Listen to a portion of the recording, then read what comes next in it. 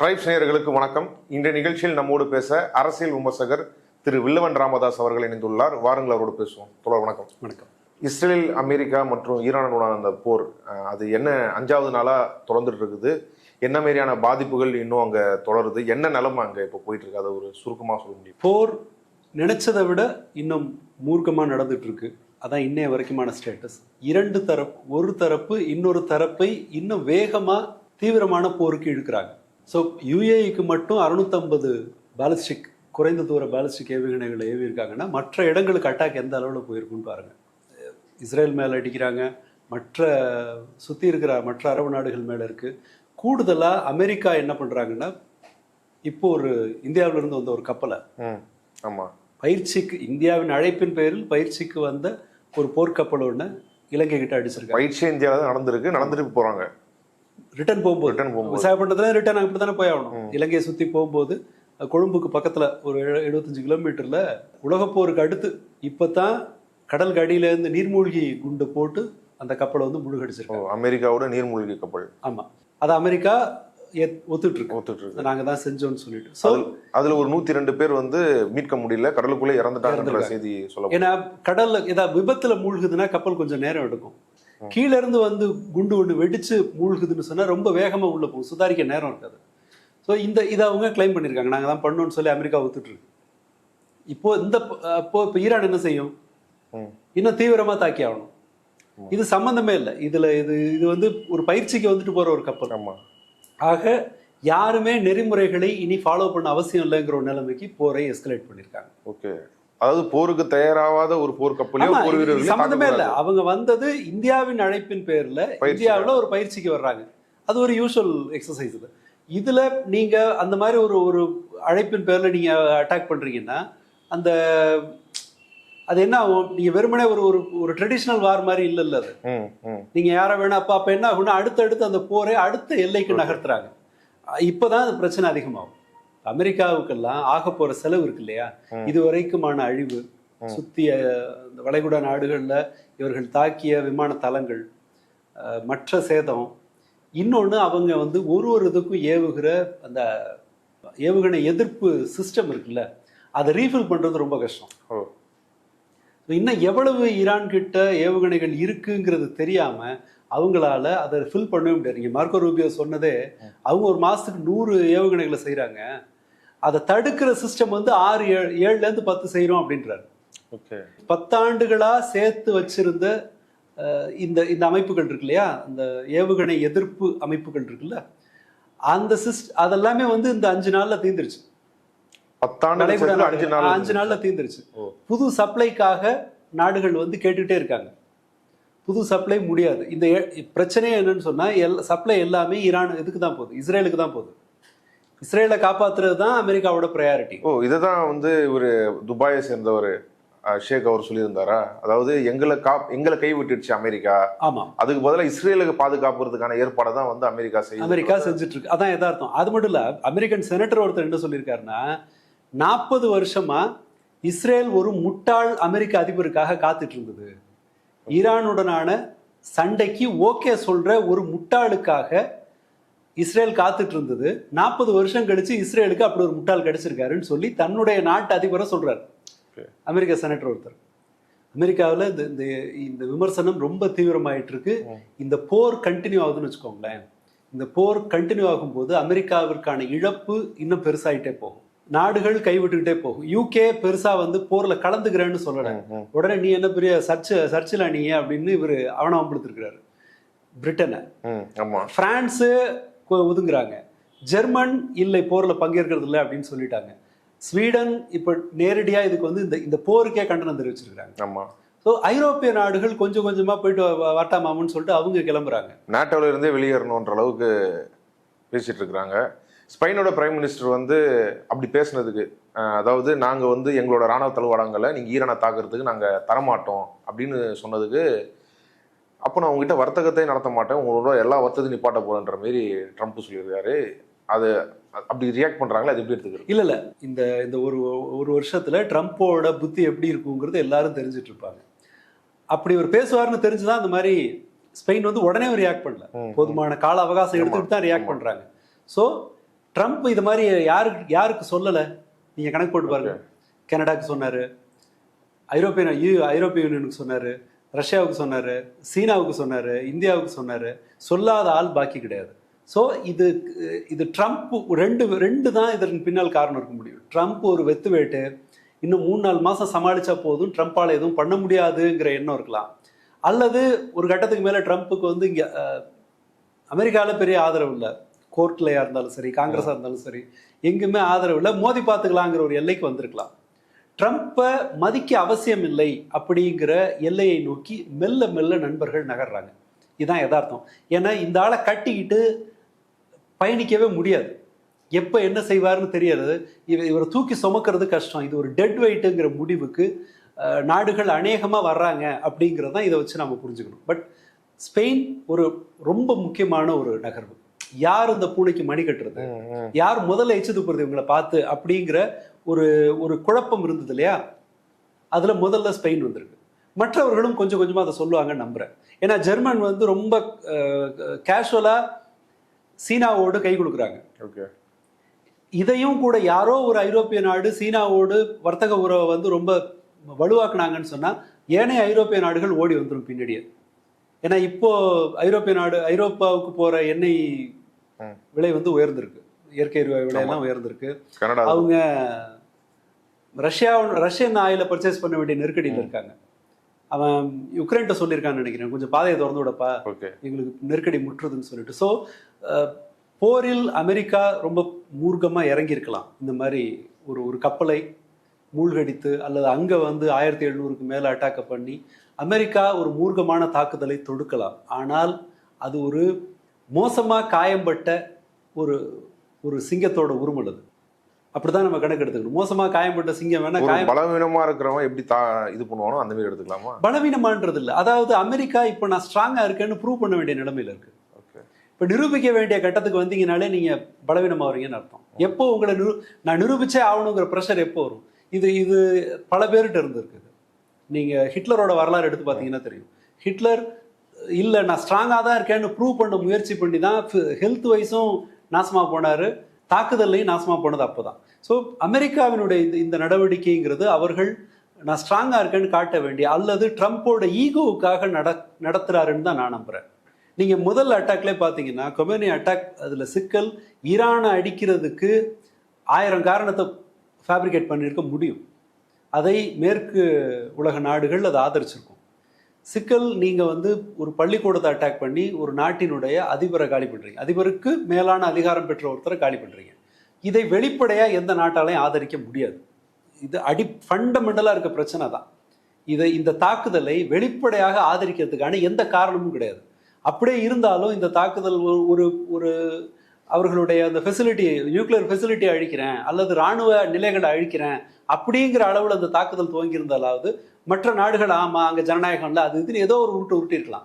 But நீங்கள் நேரடியாக போய் ஒரு 160 குழந்தைகளை கொண்டு அந்த அந்த அந்த அந்த அந்த குழியோட ஃபோட்டோவை, தோண்டப்பட்ட குழியோட புகைப்படம் உலகம் முழுக்க பரவி ஒரு நாட்டினுடைய அதிபரை எந்த இதுவும் இல்லாமல் பேச்சுவார்த்தை நடக்கும்போது நீங்கள் அடித்து எல்லா எல்லையும் எல்லா அடிப்படை விதிகளையும் உடைச்சு அமெரிக்காவும் இஸ்ரேலும் உள்ள போயிருக்காங்க.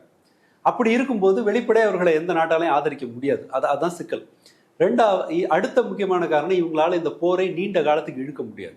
இன்னும் 5 நாளைக்கு மேல இந்த போர் தொடரும் பட்சத்தில் அமெரிக்கா நிறைய கஷ்டப்படும். அதற்கு வேண்டிய ஆயுதங்களை, தளவாடங்களை சப்ளை பண்றதும் அண்ட் தரை வழியா ஈரானுக்குள்ள ஊடுருவதுங்கிறது சாத்தியமே கிடையாது. வேற ஒரு பிளான் ஒன்று பண்ணிட்டு இருக்காங்க. குர்து இன மக்களை தூண்டிவிட்டு அந்த குழுக்களை தூண்டிவிட்டு ஈரான்ல ஒரு எதிர் நடவடிக்கையை எடுக்கலாம். அதாவது தனி நாடு கேட்குற மாதிரி ஒரு பிரச்சனையை உருவாக்கலாம். அதன் மூலமா என்ன பண்ணும், நீங்க ஈரான் மிலிட்ரி அந்த இடத்துக்கு நகரமா, ஸோ டைவர்ட் ஆகும்போது அட்டாக் ஒன்றும் தீவிரப்படுத்தலாங்கிறது அமெரிக்காவோட திட்டமா இருக்கலாம். ஆனா இதுல வேற ஒரு செக் இருக்கு. குர்து இன மக்கள் வெறுமனே ஈரான்ல மட்டும் இல்ல, அவங்க ஈராக்ல இருக்காங்க, துருக்கியில இருக்காங்க. நீங்க குர்து இங்க தூண்டி விட்டீங்கன்னா துருக்கிக்கு பிரச்சனை ஆகும். துருக்கி நேட்டோல இருக்கான். நீங்க எந்த நடவடிக்கையுமே நீங்க நினைச்ச மாதிரி எதுவும் செய்ய முடியாது. முன்னாடி என்ன பண்ணலாம், இப்போ வளைகுடா நாடுகளுக்கும் நீங்க பாதுகாப்பை உறுதிப்படுத்தி ஆகணும். இப்போ வளைகுடா நாடுகள் அவநம்பிக்கைக்கு போயிட்டு இருக்கு. வளைகுடாவில் இருக்கிற இஸ்ரேலில் இருக்கிற அமெரிக்கர்கள், வளைகுடா நாடுகளில் இருக்கிற அமெரிக்கர்கள் கிடைக்கிற வண்டியை பிடிச்சி வெளியேறுங்கன்னு சொல்லுது அமெரிக்கா. அதே சமயம் அமெரிக்க தூதரகம் எங்களால ஒண்ணும் பண்ண முடியாது, எங்களால காப்பாற்ற முடியாது. எம்பசில இருக்கவங்களே வந்துரு அவங்க குடும்பத்தை கூட்டு நீ அமெரிக்கா மக்கள் வந்து எப்படி வெளியேறுவாங்க தெரியாது. இந்த செய்தி அங்க இருக்கிற வளைகுடால இருக்கிற மக்களுக்கு என்னத்தை உருவாக்கும்? ஆக நீங்க அங்க இருக்கிற நாடுகளோட நம்பிக்கையை நீங்க இழக்கிறீங்க, அந்த நாடுகளோட வர்த்தகத்தை நீங்க சஃபர் ஆக்குறீங்க. இன்னொன்னு இப்ப சொல்லியிருக்காரு அவர், அடுத்த நடவடிக்கை இப்ப ட்ரம்ப் ஏன் ரொம்ப நர்வஸா இருக்காருங்கிறதுக்காக சொல்றேன். பாதுகாப்பு எங்களோட இன்சூரன்ஸ் கம்பெனி அமெரிக்கா கொடுக்குன்னு இருக்காரு. அமெரிக்கன் இன்சூரன்ஸ் கம்பெனிஸ் அந்த இதை வந்து ஏத்துக்கணும், இன்சூரன்ஸ் இவங்களுக்கு கொடுக்கணும், அந்த கப்பல்களுக்கு கொடுக்கணும்னு அவங்க சொல்லியிருக்காங்க. அடுத்ததா நேவி பாதுகாப்பு கொடுக்கும் அப்படின்னு சொல்லியிருக்காரு. அதான் ஹர்மஸ் நீரிணையில வந்து அந்த நீரிணையில நீங்க போலாம், நாங்க எங்க டிஃபென்ஸ் வந்து உலகத்திலே பெரிய டிஃபென்ஸ், நாங்க அதை வச்சு உங்களை பாதுகாப்பு. உலகத்திலே பெரிய டிஃபென்ஸ் தானே நம்ம இப்போ உலகத்திலே ரொம்ப கண்காணிப்பு அமைப்பு, ரொம்ப ஸ்மார்ட்டஸ்ட் கண்காணிப்பு அமைப்பை மீறி தானே அட்டாக் பண்றான் அவன். நீங்க அது பேசுறத பேசலாம், ட்ரம்ப் சொல்றத கப்பல் கம்பெனி நம்புவானா? மாட்டாங்க. ஒரு கப்பலை இழக்கிறதுங்கிறது இருக்கு இல்லையா, அது வந்து ஏதோ இவங்க நினைச்சிட்டு இருக்க மாதிரி கிடையாது. ஒரு கப்பலை இழப்பதுங்கிறது, இன்சூரன்ஸை நீங்க வாங்கி அந்த ப்ரொசீஜர் முடிகிற வரைக்கும் உங்களோட வியாபாரம். ஒரு கப்பல் இன்னைக்கு இல்ல, நீங்க ஒரு புது கப்பலை கட்டுறது 5 வருஷம் ஆகும். ஏற்கனவே 5 கப்பலை இது பண்ணிருக்காங்க. பிரிட்டன் அமெரிக்காவோட கப்பல் தான் அதுல 5மே. 250க்கு மேற்பட்ட கப்பல்கள் அங்க நிக்குது. 33 இந்திய கப்பல்கள், 3 இந்தியர்கள் ஆல்ரெடி கொல்லப்பட்டு விட்டார்கள் இந்த தாக்குதல்ல. இந்த இடத்துல நீங்க அமெரிக்கா பாதுகாப்பு கொடுக்குதுன்னா எந்த கம்பெனி ஒரு நம்பி வெளியில வருவான்? ஓகே, மறுபடியும் ஞாபகப்படுத்துறேன், ஒரு கப்பலை கட்டுறதுக்கு 5 வருஷம் 6 வருஷம் ஆகும். நீங்க அவ்வளவு சுலபமெல்லாம் ஒரு கப்பலை ரீப்ளேஸ் பண்ண முடியாது. ஸோ கப்பல் கம்பெனிகள் உடனடியா இந்த டீலுக்கு வந்து சம்மதிப்பாங்களாங்கிறது சந்தேகம். அங்க இருக்கிற கப்பல்களை வெளியில் எடுக்கிறதுங்கிறது ஒரு குழப்பம். இதுவும் நடக்க போறது இல்லை. அட்டாக்கை இவங்க கண்டினியூ பண்றது மூலமா சனிக்கிழமைக்கு பிறகும் இந்த அட்டாக் தொடரும் போது ஏவுகணை எதிர்ப்பு அமைப்புகளுக்கான ரீஃபில்லிங் ஒரு பெரிய பிரச்சனையாகும். ரீஃபில் பண்றது அப்போ இந்த தாக்குதலின் இப்போ 100 மிசைல்ஸ் வந்தா அதுல 90 ஏவுகணைகளை தடுத்து அழிக்கிற வல்லமையோடு இஸ்ரேல் மற்ற வளைகுடா நாடுகள் இருக்கலாம். பட் அதை திரும்ப ரீஃபில் பண்றதுக்கான வாய்ப்பு குறையும் போது அவன் 100 மிசைல் விட்டான்னா 100 மிசைல்ல 50 சக்சஸ்ஃபுல்லா இருந்துச்சுன்னாலும் கூட அதன் இழப்பு நீங்க நினைச்சு பார்க்க முடியாத அளவு இருக்கும். இஸ்ரேல் ஒப்பிட்ட அளவுல சின்ன நாடு இல்ல, ரொம்ப சின்ன நெருக்கமான நாடு கூட, நிலப்பரப்பும் கம்மி. ஆமா, இஸ்ரேலோட சைஸ் தமிழ்நாட்டோட ஒப்பிட்டீங்கன்னு வச்சுக்கோங்களேன், 6 மடங்கு சின்னது. தமிழ்நாட்டை விட 6 மடங்கு சின்னது.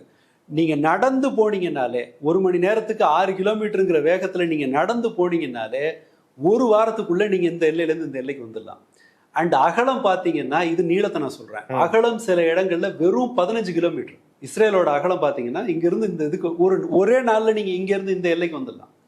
நிதானமா நடந்தீங்கனாலே எவ்வளவு நேரத்துல, காலையில சாப்பிட்டு 15 கிலோமீட்டர் வந்துடலாம், 4 மணி நேரத்துல நீங்க இந்த எல்லையில இருந்து அந்த எல்லைக்கு போயிடலாம். இவ்வளவு சின்ன இடம் அது. நீங்க ஒரு பரவலான ரொம்ப குண்டா இருக்கிற ஒருத்தர் குத்து வாங்குறதுக்கும் ரொம்ப ஒல்லியா இருக்கிற ஒருத்தர் குத்து வாங்குறதுக்குமான வித்தியாசம் அது.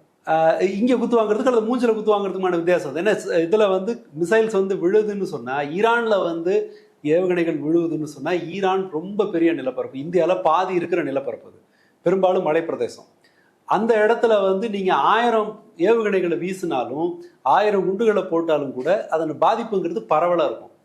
இஸ்ரேல் அதுல பாதி அளவு ஏவுகணைகளை இஸ்ரேல் மேல போட்டாலும் அவங்க நினைச்சு பார்க்க முடியாத அளவுக்கான அழிவு இருக்கும். ஸோ இதுல ரிஸ்க் ரொம்ப ஆபத்தான இடத்துல இருக்கிறது யாருன்னா இஸ்ரேல் தான். அமெரிக்கா சப்போர்ட் பண்றதை நிப்பாட்டிட்டா, சப்ளை பண்றதை நிப்பாட்டிட்டா இஸ்ரேலோட நிலைமை ஒண்ணுமே பண்ண முடியாது அவர்களால. ஏன்னா அவங்களே ஒத்துக்கிட்டது. இந்த 12 நாள் போற ஏன் அவங்க விட்டாங்கன்னு சொன்னா, அந்த ஏவுகணை தடுப்பு சிஸ்டமுக்கு வந்து சப்ளை இல்லை. ப்ரொடக்ஷன் எவ்வளவு ப்ரொடியூஸ் பண்ணாலும் அதை வந்து அதை ஈடுகட்டவே முடியாது. ஏன்னா ஒரு ஏவுகணையை தடுக்க அவங்க 7லேருந்து 10 ஏவுகணைகளை அவங்க ஏவணும். அந்த விமானம் அந்த ஏவுகணை தடுப்பு நடவடிக்கை. ஏன்னா எங்க வந்து விழுவும் தெரியாதுல்ல. இப்போ நீங்க ஒண்ணு வருது, அதை நேரா போய் அதை அட்டாக் பண்ணணும்னு சொல்ல முடியாதுல்ல. ஏன்னா வர்ற பாலிஸ்டிக் ஏவுகணைகள் வந்து இடத்த மாத்தலாம்.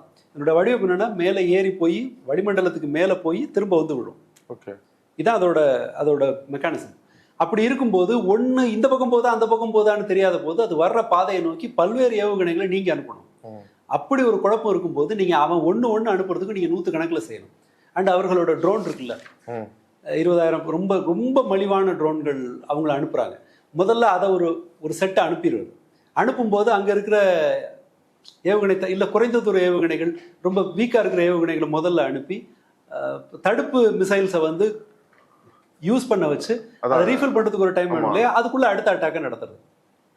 இதை திரும்பவும் ஈரான் செஞ்சா நேத்து நைட்டு தான் ஓரளவுக்கு வலிவான ஏவுகணைகள்லாம் அவங்க செலுத்தினாங்க. அதுக்கு முன்னாடி இந்த 3 நாளும் வந்து ரொம்ப வலிவான இதுதான், ஒரு டம்மி ஏவுகணைகள் அல்லது வந்து 4 அனுப்பி ஒண்ணு ரொம்ப ஹெவியா அனுப்புறதுங்கிற மாதிரி செஞ்சிருக்காங்க. அவங்க டிஃபென்ஸ் சிஸ்டத்தை வீக் பண்றது. இந்த இடத்தில் 2 விஷயம் தெளிவா தெரியுது. ஈரான் விட்டு கொடுக்க தயாரா இல்லைங்கிறதும், அவர்கள்ட்ட போதுமான அளவு ஸ்ட்ராட்டஜி இருக்கு.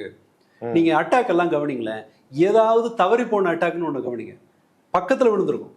அது தடுத்ததுனால தடுக்கிறது இருக்கட்டும், அது இல்லாமலும் கூட போய் டார்கெட்டை ரீச் பண்ணது இல்லையா, சில ஏவுகணைகள் டார்கெட்டை ரீச் பண்ணுச்சு இல்ல, அது என்னது, ஹோட்டல்ஸ்,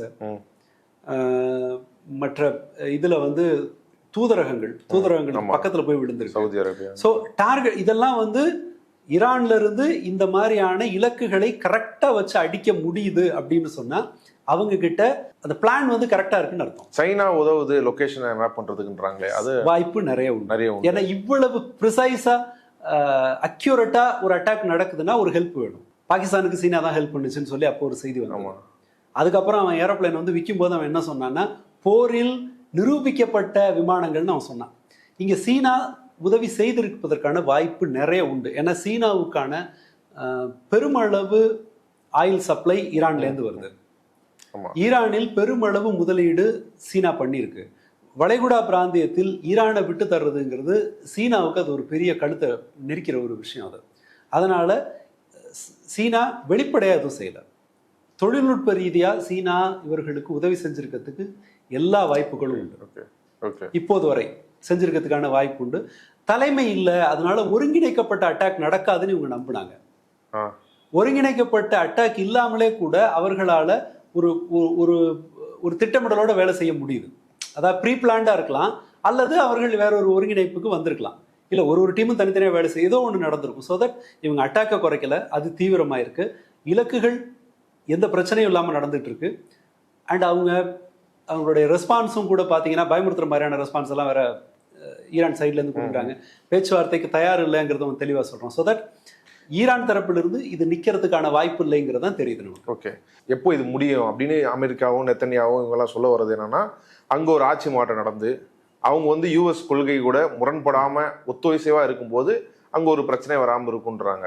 இப்போ வந்து அங்கே யார் புதிய கொமேனியோட 2வது மகன் மோஜ்தபா, அவர் தான் வந்து அங்கே வழக்கப்படி 82 குருமார்கள் அவங்க வந்து தேர்ந்தெடுப்பாங்க முக்கியமான நபர்களை. அதுலேருந்து பெரும்பான்மையாக யார் அவங்களோட வாக்குகளை வாங்குறாங்களோ அவங்க தான் வந்து அடுத்த சுப்ரீம் லீடராக வர்றதுக்கு அதிகபட்சம் அவர் தான் இருக்க போகிறதா வந்து அல்ஜசீரா, ராய்டர்ஸ் போன்ற செய்தி நிறுவனங்கள் வந்து இவர் தான் இருக்க போகிறதா வந்து அறிவிக்கிறாங்க.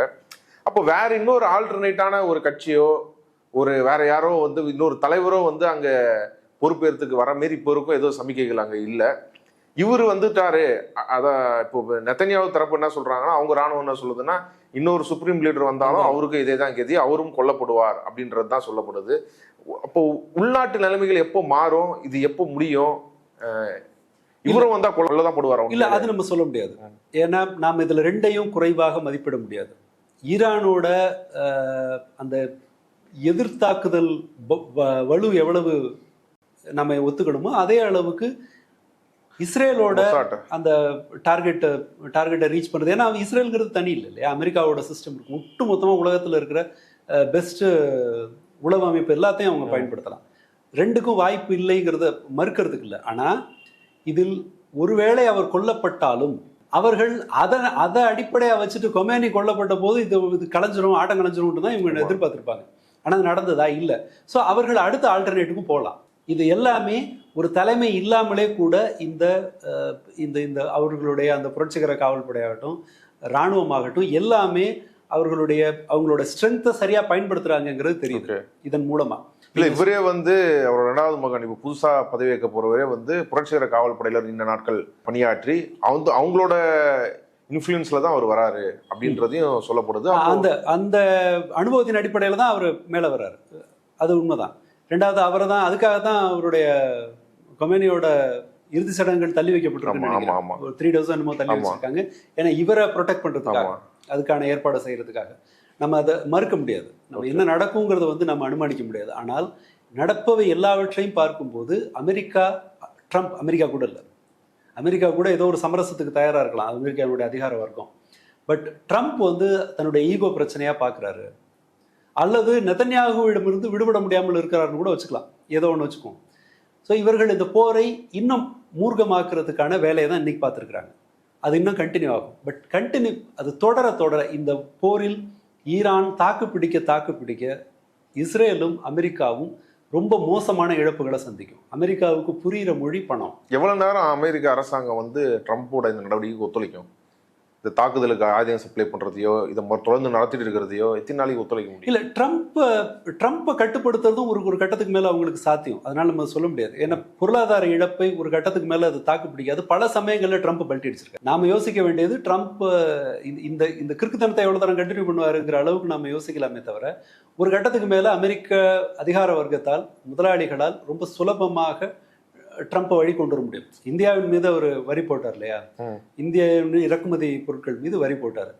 ஆப்பிள் ஓனரு நேராக போய் அவர் மீட் பண்ணிட்டு வந்தார், ஏதோ கிஃப்ட் ஒன்று கொடுத்துட்டு வந்தார்.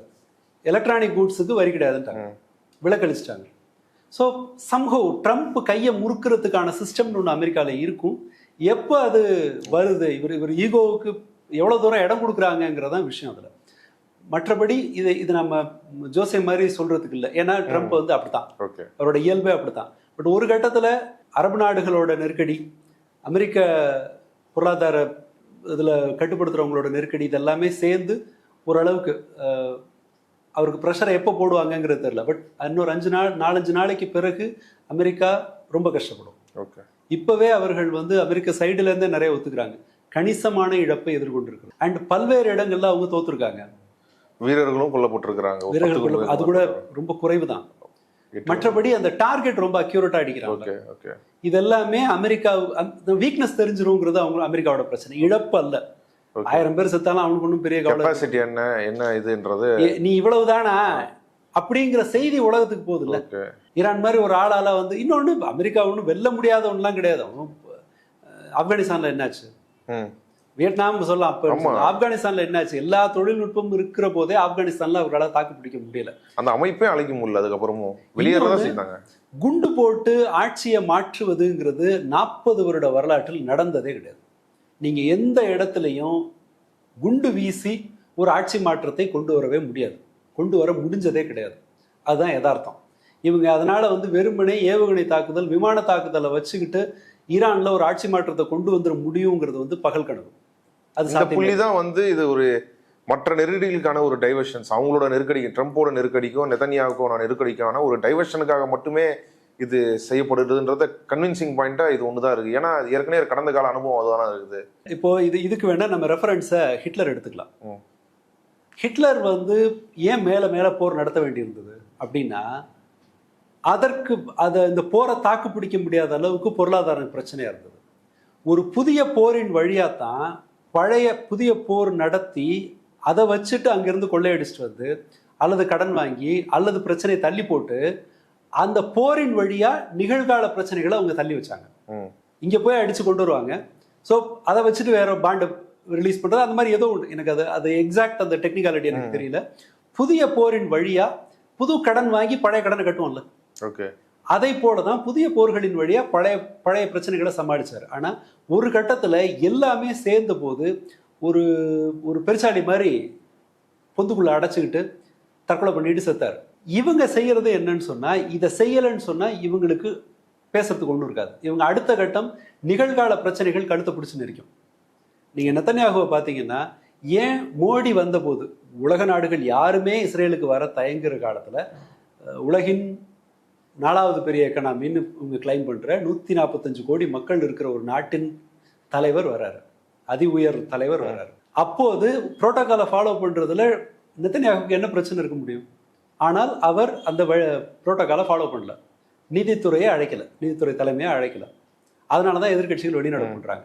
ஸோ நெதன்யாகு அந்த பதவியில் இருக்கணும்னா ஒரு சண்டை நடக்கணும், ஒரு பிரச்சனை இருந்தாதான் நெதன்யாகு பதவிக்கு அந்த இம்யூனிட்டி இருக்கும். நெதன்யாகுக்கு அந்த இம்யூனிட்டி இருக்கணும்னு சொன்னா அவர் ஒரு புதிய போரை நடத்தணும். புதிய போரை நடத்தணும்னா போய் காசால பண்றது அது ஏற்கனவே பண்ணி முடிச்சாச்சு, ஒன்றும் பெரியது இல்லை. இப்போ அடுத்தது அவர் என்ன செய்யணும்? ஈரானோட சண்டை போடணும். ஈரானோட வெறுமனே இஸ்ரேல் மட்டும் சண்டை போட முடியுமா? முடியாது. அதுக்கு வேற ஒரு ஆள் இழுக்கணும். ஸோ ட்ரம்ப்பை பிடிச்சி அவர் இழுக்கிறாரு. ட்ரம்ப் இப்போ கௌரவம் பார்த்தாச்சு. ட்ரம்ப் ஒரு கால் எடுத்து உள்ள வச்சிட்டாரு. அது எப்ஸ்டீன் ஃபைலை மறைக்கிறதுக்கோ அல்லது வந்து இஸ்ரேலோட இருக்கிற அந்த ஃப்ரெண்ட்ஷிப்புக்கோ என்ன இழவோ ட்ரம்ப் வந்து இதை இறங்கிட்டார். இப்போ ட்ரம்ப் என்ன பண்ணணும், இந்த கௌரவத்தை காப்பாற்றணும்னா, நான் பெரிய ஆளுங்கிற சவுண்டை காப்பாற்றணும்னு சொன்னால் அதற்கு நியாயமான அல்லது கன்வின்சிங்கான ஒரு காரணத்தை கண்டுபிடிக்கிறவரே அவர் இவர் அந்த போரை வந்து ப்ரொலாங் பண்ணணும். இது ஒரு ரொம்ப இது புரிஞ்சுக்கிறதுக்கு ரொம்ப குழப்பமான ஒன்று. தவளையும் எலியும் காலை கட்டிக்கிட்ட மாதிரி தான். ஒன்று இழுத்துக்கிட்டே இருக்கு. இவர்களால் வந்து எப்போ அதனால தான் இதை வந்து எப்படி முடிப்பாங்கங்கிறது நமக்கு தெரியாது. பட் எப்படி முடிக்கிறதுன்னு தெரியாமல் இவங்க என்ன பண்ணுறாங்கன்னா மேலே சவுண்டு விட்டு இந்த பிரச்சனையை இன்னும் தீவிரமாக்குறாங்க. ஸோ இது ரொம்ப குழப்பமான ஒன்று தான். யாராலையும் இதற்கு வந்து ஒரு சொல்யூஷனை சொல்ல முடியாது. ஒரே நம்பிக்கை என்னன்னா, ஒரு கட்டத்திற்கு மேல் பொருளாதாரம் பாதிக்கப்படுவதை அமெரிக்க முதலாளிகள் விரும்ப மாட்டாங்க. அந்த ப்ரெஷரை ட்ரம்ப் தோளின் மீது அந்த ப்ரெஷரை அவங்க ஏற்றுவாங்க. யூஸ்வல் எல்லாருக்கும் தெரிஞ்சது, இந்த ஆள் ஒரு கிறுக்கன் என்ன வேணால் செய்வாங்கிற ஒரு லைசன்ஸ் ட்ரம்ப்புக்கு இருக்கிறதுனால ஏதோ ஒரு காரணத்தை சொல்லி அவர் நிறுத்தலாம். அந்த அளவில் தான் நம்ம பார்க்கணும். ஓகே, இப்போது ஹார்மஸ் நீர்நிறை அது வந்து மூடப்பட்டதுனால கிட்டத்தட்ட உலகத்தில் ஒரு 20-30% கச்சா எண்ணெய் போக்குவரத்து வந்து அங்கேருந்து தான் போகப்படுது. அது வந்து தடைப்பட்டு போட்டிருக்குது. கல்ஃப் கண்ட்ரீஸில் வந்து எல்பிஜி ப்ரொடக்ஷனு, இவங்க கச்சா ஆயில் வந்து ரீஃபைன் பண்ணுறது, இந்த வேலைகள்லாம் வந்து முடக்கப்பட்டிருக்குது. அப்படி இருக்கும்போது எத்தனை நாளைக்கு வந்து இந்த எனர்ஜி இல்லாமல் சர்வே பண்ண முடியும்? இது எந்த மாதிரி நெருக்கடியை வந்து ஏற்படுத்தியிருக்குது? இதில் ஒன்றுமே இல்லாமல் கிராஸ் ஃபயரிங்கில் வந்து குண்டு காயம் வாங்க போகிறது இந்தியா தான். அதாவது 2 பேரும் சண்டை போட்டுக்கும் போது குறுக்க என்னன்னே தெரியாமல் ஒருத்தர் நடுவில் போகிறோம் அடிப்படை வந்துருமா, அதை போல நடுவில் மாட்டிட்டு இருக்குது இந்தியா தான். வளைகுடா நாடுகள்ல இருந்து உலகின் கச்சா எண்ணெய் சப்ளைல அந்த இந்த நீரிணை வழியா வர்றது ஒரு 20% இருக்கலாம், 20-30% இருக்கலாம், அதை பொறுத்து. ஆனால் இந்தியாவுக்கும் சீனாவுக்கும் வர்றதுல பாதிக்கு மேல இங்கே தான் வருது. வெறுமனே கச்சா எண்ணெய் மட்டுமல்ல, உரம், அடுத்ததா பிளாஸ்டிக், இதை மாதிரியான பொருட்கள், உரம், எல்பிஜியும் வருது இல்லை, எல்பிஜி, இது எல்லாமே அந்த பக்கத்துல இருந்து வந்தாகணும். பிளாஸ்டிக்குங்கிறது அநேகமாக அத்தனை உற்பத்திக்குமான பிளாஸ்டிக் காம்போனன்ட்ஸ் வேணும். அது ஒரு ரொம்ப அத்தியாவசியமான மூலப்பொருள். இந்தியா மாதிரியான ஒரு நாட்டுக்கு உரங்கள் ரொம்ப முக்கியமான ஒன்று. இந்த சப்ளை நின்று போயிருக்கு. ஹர்தீப் பூரி போன மாதம், ஒரு மாதத்துக்கு முன்னாடி என்ன சொல்கிறாரு, சுமாரா 75 நாளைக்கு வேண்டிய பெட்ரோல் நம்மகிட்ட இருக்குது, ஐ மீன் எரிபொருட்கள் நம்மகிட்ட ஸ்டாக் இருக்குன்னு சொன்னார். இப்போ என்ன சொல்கிறாருன்னா 25 நாளைக்கு இருக்குன்றார். 50 நாளைக்கு இருந்த பெட்ரோல் என்ன ஆச்சுன்னு தெரியல. ஸோ 25 நாளைக்குன்னு வச்சுங்களேன். இந்த பிரச்சனை ஒரு 20 நாள் நீடிக்குதுன்னா இந்தியாவில் பெட்ரோல் தட்டுப்பாடு வரலாம். இது ஒரு முக்கியமான பிரச்சனை. இப்போ இவங்க ரஷ்யா தரதா இருக்காங்களே, ரஷ்யா தரதுக்கு அமெரிக்கா பர்மிஷன் கொடுக்கணும்ல. ஓகே, அவர் கொடுத்தா தானே வருவீங்க. ரஷ்யா தான் பாதிக்கு மேலே சப்ளை இருந்துச்சு, அதான் இவங்க தான் வேணாம், நான் அண்ணன் தண்ணி புழங்க மாட்டேன்னு சொல்லிட்டாங்கல்ல. அடுத்த ஏனைய மூலப்பொருட்கள் வரலன்னு வச்சுக்கோங்களேன், அது ஒரு பிரச்சனையாகும். ஆல்ரெடி நமக்கு வந்து உரம் அவ்வளவு ஆன் டைமில் வர்றது கிடையாது. இதெல்லாமே முடங்கும் போது இந்திய தொழில்துறை, இந்திய விவசாயம், இது ரெண்டுமே கழுத்தில் சுருக்க மாட்டின நிலைமையில் இருக்குது. விலை ஏறிக்கிட்டே இருக்குது. $70-80 வெவ்வேறு கச்சா எண்ணெய் $70 தாண்டி போயிட்டு இருக்கு. இன்னமும் மேலே ஏறிக்கிட்டே இருக்கும். இந்த கச்சா எண்ணெய் விலை உயர உயர இந்தியாவினுடைய அந்நிய செலாவணி இருப்பு வந்து குறையும். அது ஒரு நெருக்கடியில் மாட்ட போகிறாங்களா? டாலர் விலை ஏறிக்கிட்டே இருக்கு. ஹையஸ்ட் $92 சொச்சத்துக்கு போயிருச்சு. இன்னமும் அது ஏறும். டாலர் விலை ஏறிக்கிட்டே தான் இருக்க போகுது. ஒரே சமயத்தில் பல்வேறு இடங்கள்லேருந்து அம்புகள் வந்து தாக்குற மாதிரியான ஒரு மோசமான விஷச்சூழலில் இந்தியா சிக்கிட்டு இருக்கு. பத்தாததுக்கு இதுக்கு வந்து பயிற்சிக்கு வந்த ஒரு கப்பலை அமெரிக்கா இந்தியா சாவட்டும்னு, இந்தியா சஃபர் ஆகட்டும்னு இந்தியாவிலிருந்து புறப்பட்ட ஒரு கப்பலை வந்து அடிச்சிருக்காங்க. அதான் இப்போ அதெல்லாம் கேள்வி. இப்போ சீனாக்கு மட்டும் அந்த ஹார்மஸ் நீர்நிறை வழியா அவங்க கப்பல்கள் போக நாங்கள் அனுமதிக்கிறோம் அப்படின்னு சொல்லி ஈரான் சொல்லியிருக்கிறாங்க. அதுக்கு காரணம் சீனா வந்து அவங்க கூட கையாண்ட வெளியுறவுத்துறை கொள்கை. அப்போ இந்தியாவும் ஏற்கனவே ஒரு நட்பு நாடு தான். அவங்களும் அப்போ அவங்க சரியான வெளியுறவுத்துறை கொள்கையை வந்து கையாளாதனால தான் இந்திய கப்பல்கள் இன்னைக்கு முடக்கப்பட்டிருக்குதா. 31-32 கப்பல்கள் வந்து இந்திய கப்பல்கள் நிறுத்தி வைக்கப்பட்டிருக்குது. கிட்டத்தட்ட 10,000 கோடி வேல்யூன்னு சொல்றாங்க. அதே மாதிரி தான் இப்போ இந்த நிலைமையும், அதாவது இந்தியாவிலிருந்து வெளில போன, இந்தியாவில் பயிற்சி முடிச்சுட்டு போன ஒரு கப்பலையும் அடிச்சதுன்றது வெளியுறவு. ஏன் சந்தேகம் என்னன்னா, அமெரிக்கா ஈரானோடு பேசிடக்கூடாது அப்படிங்கிறதுக்காக, ஈரான் இந்தியாவோடு பேசிவிடக்கூடாதுங்கிறதுக்காகவே அவங்க இதை செஞ்சிருக்க வாய்ப்பு இருக்கு. சஃபர் ஆகட்டும், நீ அப்போ தானே வெனிசுவேலாவில் என்கிட்ட என்ன வாங்குவ, இங்கே இருந்து சப்ளை நிறுத்திட்டா வெனிசுவேலா என்ன வாங்கலாம்ல, அமெரிக்காவிலேருந்து என்ன வாங்கலாம்ல, அதுக்காக கூட அமெரிக்கா செஞ்சிருக்க வாய்ப்பு இருக்கு. ஏன்னா அவன் எதை வேணா செய்வான். இப்போ யோசிச்சு பாருங்க, இந்தியா எதிர்கொள்ள போற பிரச்சனை எவ்வளவுன்னு மட்டும் யோசிச்சு பாருங்க. ஈரானை விட அதிக பிரச்சனை இந்தியா ஃபேஸ் பண்ண போகுது. ஏன்னா விலை ஏறப்போது, அந்நிய செலாவணி ரிசர்வ் குறைய போது. ரிசர்வ் குறைஞ்சதுன்னா டாலர் விலை இன்னும் ஏறும். இருப்பு குறையும் போது டாலர் விலை இன்னும் ஏறும். ஏன்னா நிறைய காசு கொடுத்து நீங்க அந்த பொருளை வாங்கணும். இப்போ அந்த தாக்குதல் நம்ம கண்காணிச்சிருக்க முடியுன்றீங்களா? ரெஸ்பாண்டே பண்ணலையே. கண்காணிச்சிருக்கிறதெல்லாம் இருக்கட்டும், ஒரு இரங்கல்னு கூட செய்தி வரலையே. இவங்க வந்து ஒரு ஒரு கமாண்டு காத்திருக்கிறாங்க. இவங்க வந்து ஏன் இவ்வளவு பயப்படுறாங்கிறது தெரியல. ஒரு சம்பிரதாயமான கண்டனத்திற்கு கூட